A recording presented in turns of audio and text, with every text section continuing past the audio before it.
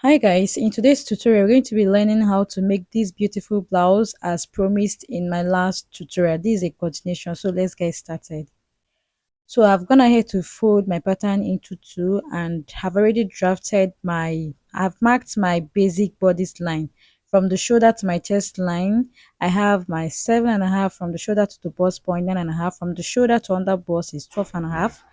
From the shoulder to my waistline is 15 inch, and the full length of my blouse is 24 inch. Okay, it shouldn't be more than that. If you are too tall, you can make it 25. I marked half of my shoulder circumference on the shoulder line. I did the same thing on the chest line. Then I came down by 1 inch for shoulder slope, and I marked 3 inch for my neck width. You get? So I connected the shoulder slope to the neck width. Next thing I want to do now is to place my curve ruler to make my armhole curve, just like this. All right. So once I'm done with this, the next thing I want to do now is to mark half of my nipple to nipple.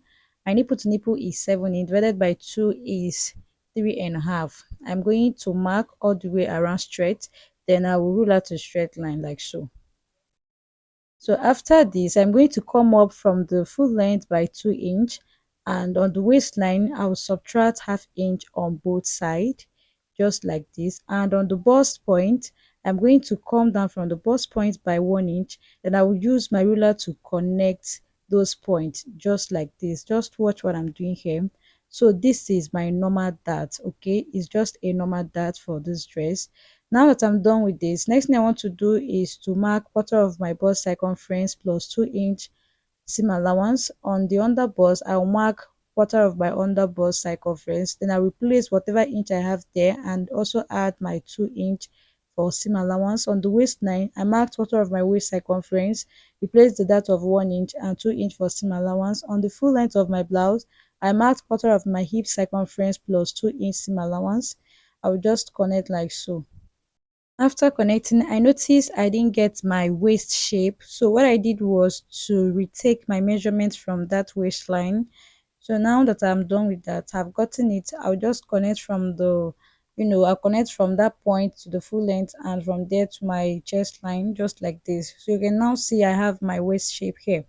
Can you see? So the next thing you want to do again now is to determine how much cleavage you want to show. Okay, so from the shoulder I came down by 6 inch. All right, this is how high although you want your neckline to be. So I want to make a sweetheart neckline like so.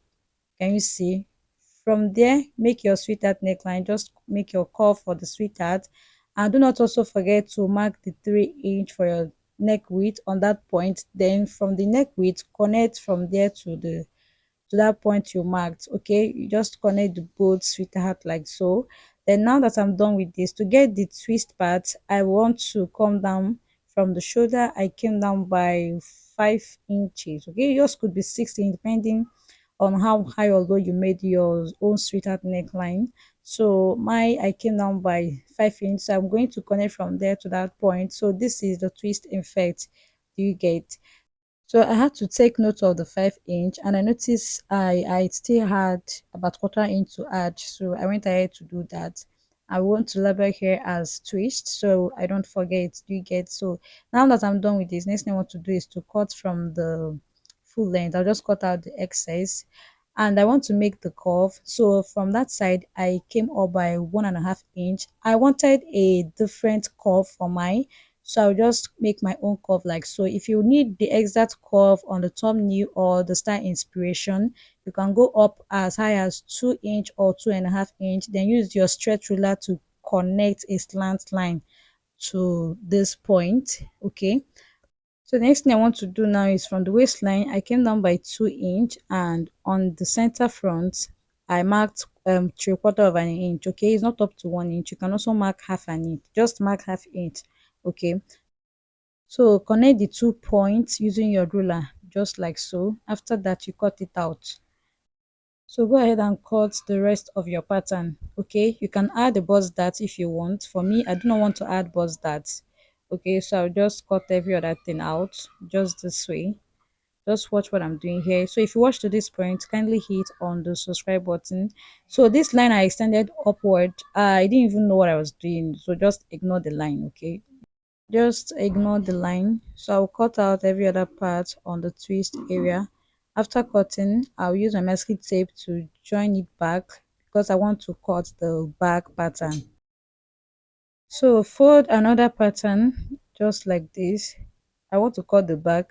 So from that point, I came down by 24" for my full blouse length. Okay, mark your blouse length, then connect like so. You just make a straight line using the point. So on this other side, I noticed I didn't have a straight line there, so I will just make a straight line. I'll just mark a straight line like so. So this will serve as my starting point of my zipper allowance. So after the line, I marked 1.5 inch for my zipper allowance. Then I'm going to connect the point in a straight line, just like this. Can you see? So now that I'm done with this, I'll place my front pattern like this. I'm going to just place my front pattern this way. And I'm going to extend the waistline to the zipper allowance. Then I'll come down by 1.5 inch for my neck depth of the back pattern. Then I'm going to connect my round neckline like so. Next thing I want to do is to use my marker to trace the side and the shape of my blouse. Okay, just trace everything out. Like I said, I want a different curve for my own front dress. Okay, I don't want Vicky James curve. I needed a different curve, so that's why if you need the same curve, I already told you how to go about that. So at the waist area of my zipper allowance, I came in by 1/2 inch and I connected like so. This is to avoid the burdenness of zip after sewing this dress. Do you get? So now that I'm done, I'll cut everything out. After cutting, I'll label as back pattern, and this is the back pattern, this is the front pattern. I want to now transfer to the actual fabric. So this is my back pattern. I've gone ahead transfer to the actual fabric, and I added 1/2 inch all the way around. So I've also gone ahead to cut the facing for the back. Okay, I do not want to use lining for this because the crepe I'm working with is very thick. So you can use lining if your crepe is light. Do you get? So now I have my line, I have my facing for the neckline, and I also have facing for the down part here. Okay, I don't want to make a sewing at that point, so that's why I cut out facing for the down part.